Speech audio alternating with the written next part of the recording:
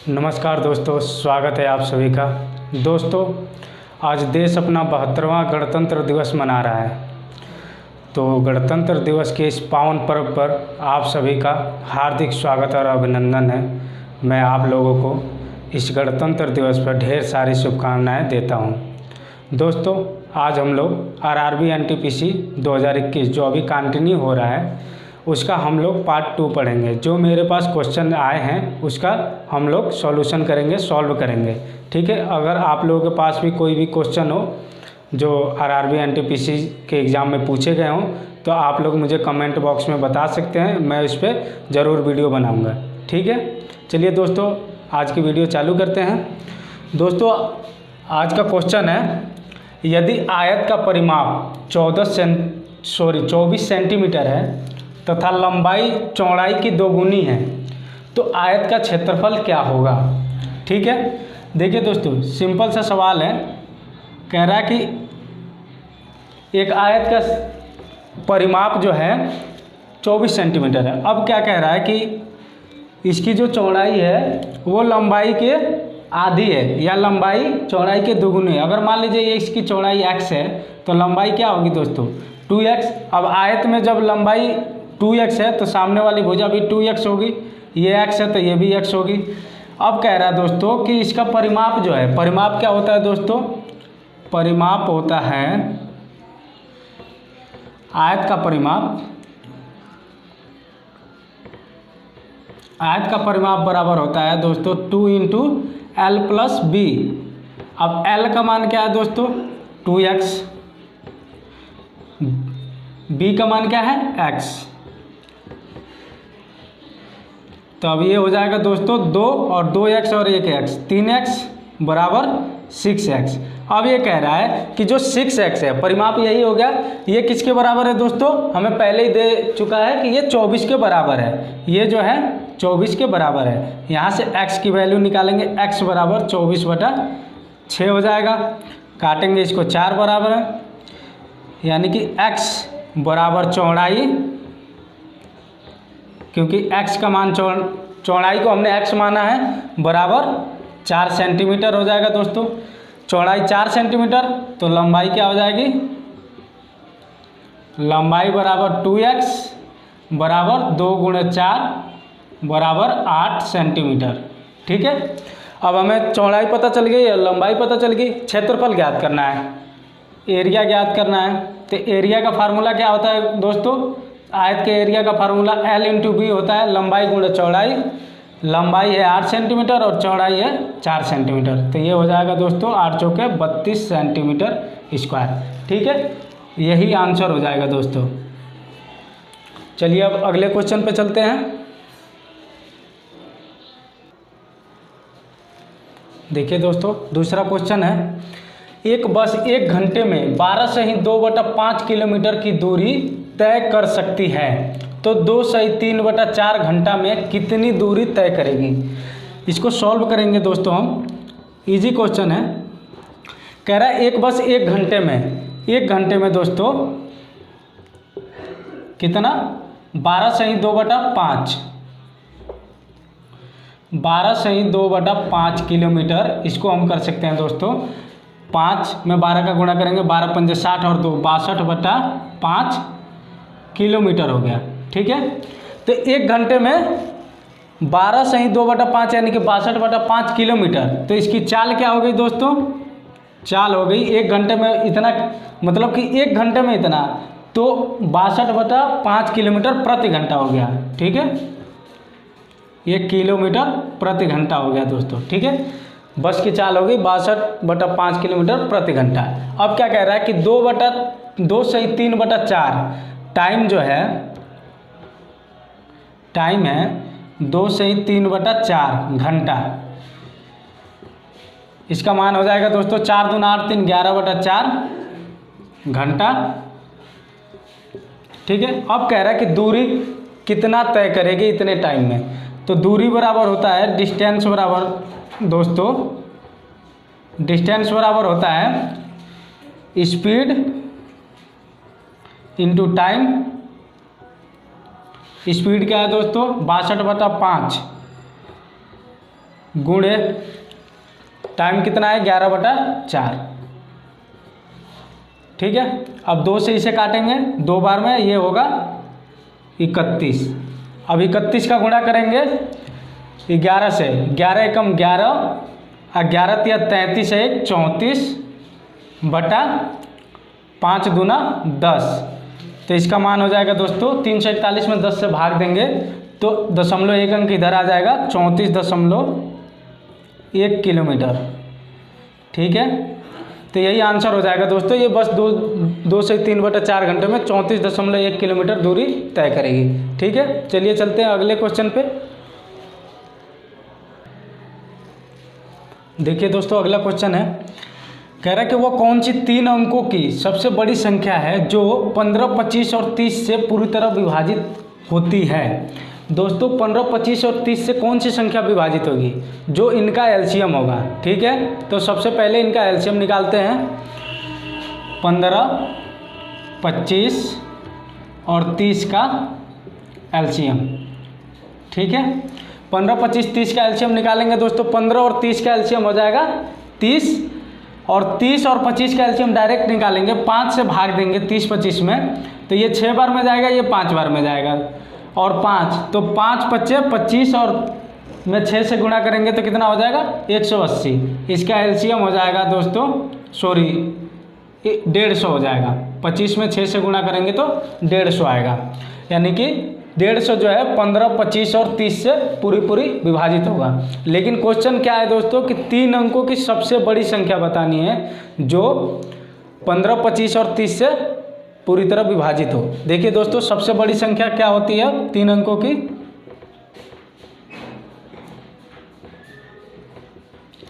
सबसे बड़ी संख्या होती है दोस्तों 999, 3 अंकों की। तो अब क्या करेंगे कि हमें 150, ये हमें देखना है कि अब जो संख्या 150 से विभाजित होगी वो 15, 25 और 30 से भी पूरी विभाजित होगी। क्या करेंगे हम 999 में 150 से भाग देंगे, कितनी बार जाएगा 15 छक्के 90, यानी 900 हो जाएगा, 6 बार में जाएगा। ठीक, यहाँ क्या बचा 99, ये कट गया।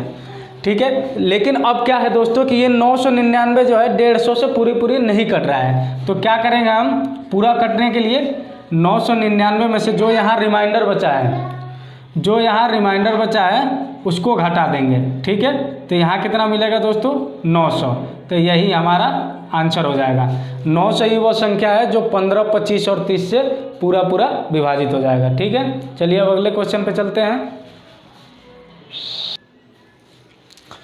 देखिए दोस्तों, अगला क्वेश्चन है जो आजकल कंपटीशन के एग्ज़ाम में बहुत ही ज़्यादा पूछा जाता है, कार्य और दिन से संबंधित क्वेश्चन। ठीक है, कह रहा है कि 3 व्यक्ति हैं जो किसी काम को 15 दिन, 20 दिन व 60 दिन में करते हैं। ये अलग अलग, पहला 15 दिन में, दूसरा 20 दिन में और तीसरा 60 दिन में करते हैं। मान लेते हैं कि ए जो है ये 15 दिन में कर रहा है, बी जो है 20 दिन में कर रहा है और सी जो है ये 60 दिनों में कर रहा है।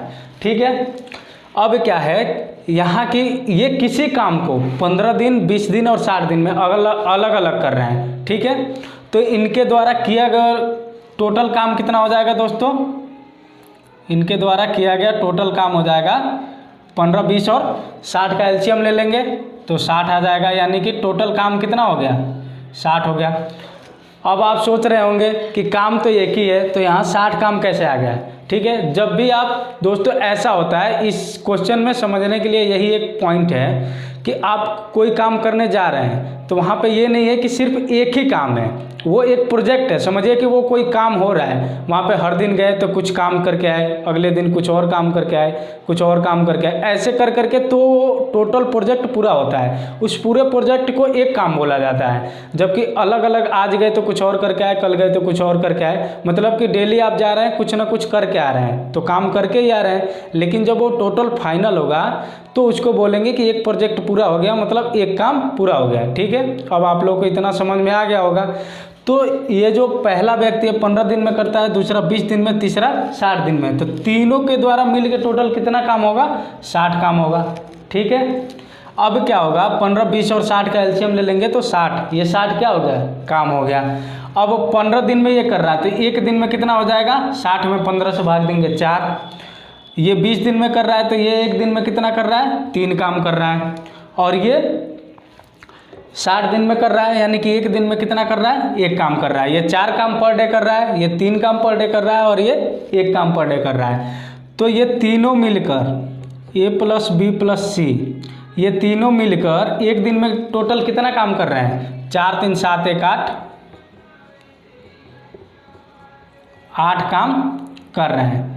ठीक है दोस्तों, तीनों मिलके एक दिन में 8 काम कर रहे हैं। टोटल काम कितना करना है, 60 काम करना है। तो दिन कितना हो जाएगा दोस्तों, दिन बराबर हो जाएगा 60/8। यही तो काम करना है, टोटल 60 काम करना है, एक दिन में 8 काम हो रहा है। तो काटेंगे इसको 4 से 2 बार में और ये कटेगा 15 बार में, यानी कि इसको कह सकते हैं 7 से 1/2 दिन। यानी कि जो तीनों मिलके पूरे प्रोजेक्ट को या काम को 7.5 दिन में ख़त्म कर देंगे। ठीक है, चलिए अब अगले क्वेश्चन पे चलते हैं। देखिए दोस्तों, अगला क्वेश्चन है, बहुत ही बढ़िया क्वेश्चन है। कह रहा है 2 घन के आयतन का अनुपात 1331/64 है, तो उनके कुल पृष्ठीय क्षेत्रफल का अनुपात क्या होगा। देखिए दोस्तों, 2 घन है, पहला मान लीजिए 1, दूसरा 2। कह रहा है इनका वॉल्यूम का अनुपात यानी आयतन का अनुपात क्या है दोस्तों, ये 1331 है, तो दूसरा कितना है, 64 है। इनके आयतन का अनुपात 1331 और 64 है, तो इनके भुजा का अनुपात क्या हो जाएगा दोस्तों, भुजा का अनुपात क्या हो जाएगा, ये 1331। घन का आयतन क्या होता है, भुजा क्यूब होता है, यानी कि a का क्यूब बराबर 1331 है, 1331 है। तो a बराबर क्या हो जाएगा, अंडर क्यूब रूट 1331। तो a का मान आ जाएगा कितना दोस्तों, 1331 किसका घन है, 11 का गुणा करेंगे हम जब, तो कितना आएगा, 1331 आएगा। यानी कि ये जो है 11 का घन है। तो भुजा का मान क्या आ गया दोस्तों, 11। ठीक, और इसका कितना हो जाएगा, 4, क्योंकि ये 4 का घन है। तो भुजा का अनुपात हो गया दोस्तों 11/4। तो एरिया का अनुपात क्या हो जाएगा, यानी कि पृष्ठीय क्षेत्रफल का अनुपात, पृष्ठीय क्षेत्रफल का अनुपात क्या हो जाएगा दोस्तों। पृष्ठीय क्षेत्रफल पहले होता क्या है, घन का होता है 6a², क्योंकि उसकी 6 जो मतलब 6 पृष्ठ होते हैं। जैसे कोई सा बॉक्स है या कुछ भी है, जैसे कोई भी बॉक्स ले लीजिए, उसमें कुल कितने हो गया है, या डाइस हो गया, उसमें टोटल 6 पृष्ठ होते हैं, ऊपर नीचे दाएं बाएं आगे पीछे। ठीक है, 6 पृष्ठ होते हैं, तो उसका क्षेत्रफल क्या होता है, 6a² होता है। तो ये अगर बड़ा ए है 6a², मान लीजिए इसका जो भुजा है वो बड़ा है और इसका जो भुजा है वो छोटा है। ठीक है, तो यहाँ 6 कट जाएगा, a² यानी a का मान कितना है, 11, तो 11 का स्क्वायर 121 अनुपात, और a का स्क्वायर कितना, 4 का स्क्वायर हो जाएगा 16। ठीक है, तो यही आंसर हो जाएगा दोस्तों। ठीक है, यही आंसर हो जाएगा। इनके पृष्ठीय क्षेत्रफल का अनुपात क्या हो जाएगा, 121/16। ठीक है, चलिए अगले क्वेश्चन पे चलते हैं। देखिए दोस्तों, अगला क्वेश्चन है, बहुत ही बढ़िया क्वेश्चन है। ये आपके बार के एग्जाम में पहली बार पूछा गया है दोस्तों, ऐसा क्वेश्चन पहली बार पूछा गया है, लेकिन है बहुत ही बढ़िया क्वेश्चन। कह रहा है कि एक महल में 40 लोग रहते हैं, एक बर्थडे पार्टी हो रही है, उसमें सब क्या करते हैं कि एक दूसरे से 40 मतलब एक दूसरे से हाथ मिलाते हैं। तो मिलाए गए हाथों की संख्या बताइए। ठीक है, अब इसको समझने के लिए दोस्तों मान लीजिए कि ये तो 40 मतलब ज़्यादा संख्या है, 5 लोग हैं। ठीक है, 5 लोग हैं। अब पहला क्या करेगा दोस्तों कि इससे हाथ मिलाएगा, पहला इससे भी मिलाएगा, इससे भी मिलाएगा और इससे भी मिलाएगा। 5 लोग हैं, ये जनाब यहाँ से आए, इनसे भी मिलाया, इनसे भी मिलाया, इनसे भी मिलाया, इनसे भी मिलाया। ठीक है, अब बारी है इनकी। अब ये क्या करेंगे कि ये पहले इन्होंने जब इनसे मिलाया तो ये अब इनसे दोबारा नहीं मिलाएंगे। ठीक है, क्योंकि ये पहले ही इनसे मिला चुके हैं, तो अब इनका नंबर कैंसिल। अब ये क्या करेंगे, इनसे मिलाएंगे, ये फिर इनसे मिलाएंगे और ये इनसे मिलाएंगे। ठीक है, अब बारी इनकी है। तो ये जो है इन दोनों लोगों से पहले ही हाथ मिला चुके हैं, क्योंकि ये इनके पास जाके हाथ मिलाए थे। अब इनकी बारी है तो ये इनसे मिलाएंगे और ये फिर इनसे मिलाएंगे। अब बारी इनकी है तो ये सिर्फ इन्हीं से मिलाएंगे, इन तीनों जनों से नहीं मिलाएंगे, क्योंकि ये पहले ही तीनों जने इनके पास आके हाथ मिला लिए थे। अब इनकी बारी है तो ये किसी से भी नहीं मिलाने जाएंगे, क्योंकि इनके पास सब लोग आके हाथ खुद ही मिलाए थे, तो ये किसी के पास जाने की ज़रूरत नहीं है। ठीक है दोस्तों, तो ऐसे ही है कि यहाँ पे हमने 5 का एग्जाम्पल ले लिया। ठीक है, अभी देख लीजिए, पहले आदमी ने कितनों से हाथ मिलाया? 4 से, दूसरे आदमी ने 3 से, तीसरे आदमी ने 2 से, और चौथे आदमी ने 1 से, और 5वां आदमी गया ही नहीं मिलाने। तो यहाँ टोटल कितना हो गया दोस्तों? 4 3 7 2 9 1 10। तो जब 5 लोग थे तो 10 बार इन्होंने हाथ मिलाया, लेकिन यहाँ टोटल कितने लोग हैं? 40 लोग हैं। तो दोस्तों एक फार्मूला होता है, मिलाए गए हाथों की संख्या सिर्फ एक बार ही मिलाना है। अगर एक बार मिला रहे हैं तो मिलाए गए हाथों की संख्या, मिलाए गए हाथों की संख्या बराबर m इंटू m-1/2। ठीक है, m इंटू m-1/2 होता है दोस्तों। यहाँ पे n इंटू n+1/2 मत लगा दीजिएगा।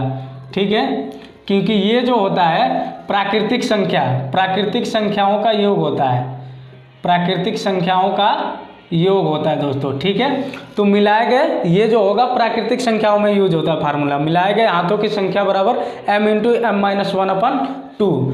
m का मान क्या होगा कि कितने लोग हैं? 40 लोग हैं, और 40 में से 1 कम कर दीजिए, 39/2, ये कटेगा 20 बार में, यहाँ गुणा कर दीजिए, 39 दूना 78 और 0, 780 हाथ मिलेंगे दोस्तों। ठीक है, ये हो जाएगा आंसर। उम्मीद करता हूँ कि आप लोगों को बहुत अच्छी से समझ में आया होगा, क्योंकि मैंने एग्जाम्पल दे के आप लोगों को समझा दिया है। ठीक है, चलिए अगले क्वेश्चन पे चलते हैं। देखिए दोस्तों, अगला क्वेश्चन है, कह रहे कि एक परीक्षा में 150 छात्रों का औसत अंक 40 है। यदि उत्तीर्ण छात्रों का औसत अंक 60 है तथा अनुत्तीर्ण छात्रों का औसत अंक 20 है, तो परीक्षा में उत्तीर्ण हुए छात्रों की संख्या ज्ञात कीजिए। देखिए दोस्तों, टोटल कक्षा में या परीक्षा में बैठने वाले छात्र कितने हैं? 150। तो 150 का औसत कितना है? 40 है। अब कह रहा है कि जो उत्तीर्ण हुए हैं उनका औसत 60 है, और जो अनुत्तीर्ण हुए हैं उनका औसत 20 है। ठीक है दोस्तों, अब देखिए ये कैसा सवाल है, ये एक एलिगेशन का सवाल है, मतलब एक समूह है।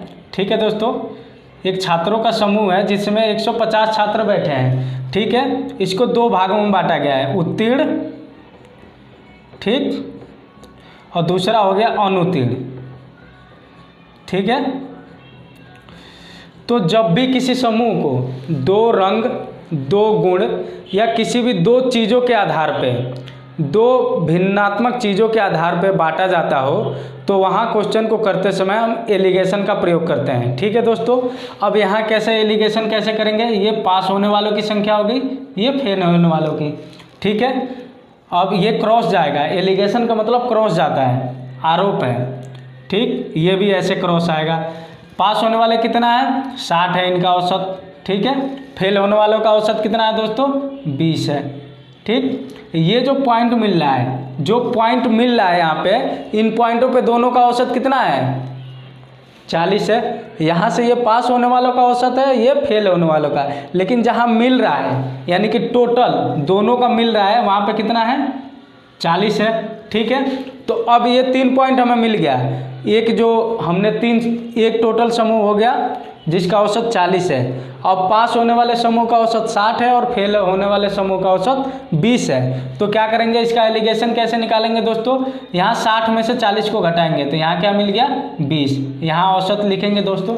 ठीक है, ये औसत में एलिगेशन निकलता है। और 20 में से 40 को घटाएंगे तो -20 होगा, लेकिन यहाँ माइनस नहीं लेंगे, क्योंकि यहाँ हमेशा मात्रा और मतलब संख्या लेते हैं। तो कोई भी संख्या या मात्रा माइनस में नहीं होता है। जैसे कोई भी चीज़ आप लेने जा रहे हैं तो ये नहीं कहेंगे कि -2 kg, -1 kg या -10 लोग, नहीं, कोई भी मात्रा या संख्या माइनस में नहीं होता है, वो हमेशा प्लस में होता है। ठीक है, तो यहाँ संख्या हम ले लेंगे क्योंकि लड़के जो होंगे किलो में तो तोले नहीं जाएंगे, किलो में मीटर में तो ऐसा तो होगा नहीं, ठीक है। इनकी संख्या है, तो 60 में से 40 कम करेंगे तो यहाँ 20 हो गया। अब 20 में से 40 कम करेंगे तो माइनस का 20 होगा, लेकिन माइनस नहीं लेंगे, 20 हो गया, ठीक है। तो इधर भी 20 हो गया दोस्तों, इधर भी 20 हो गया, दोनों 20 से कट जाएगा, यानी कि 1:1 हो जाएगा, यानी कि जितना पास हुए उतना ही फेल हुए, ठीक है। जितना पास हुए उतना ही फेल हुए। तो टोटल छात्र कितना है, 150। तो हमसे पास होने वाला का पूछ रहा है, तो पास होने वाले का कितना हो जाएगा दोस्तों, 150 का आधा हो जाएगा, क्योंकि टोटल छात्र फेल और पास मिला के 150 है, और दोनों जितना पास हुए हैं उतना ही फेल हुए हैं, यानी कि इसका आधा पास हुए हैं। तो ये हो जाएगा दोस्तों 150 गुणे 1/2, यानी कि टोटल 75 छात्र पास हुए हैं और 75 ही फेल हुए हैं, ठीक है दोस्तों। यही आंसर हो जाएगा। उम्मीद करता हूँ कि आपको वीडियो अच्छी लगी है। अगर वीडियो अच्छी लगी है तो दोस्तों प्लीज़ वीडियो को लाइक कीजिए, और हाँ दोस्तों, आप लोग मेरे साथ ज़्यादा से ज़्यादा जुड़ जाइए, चैनल को बहुत ही ज़्यादा शेयर कीजिए। जितना ही जल्दी लोग जुड़ेंगे पढ़ने और पढ़ाने में, उतना ही मज़ा आएगा दोस्तों। तो आप वीडियो को शेयर कीजिए, ठीक है। थैंक यू सो मच दोस्तों।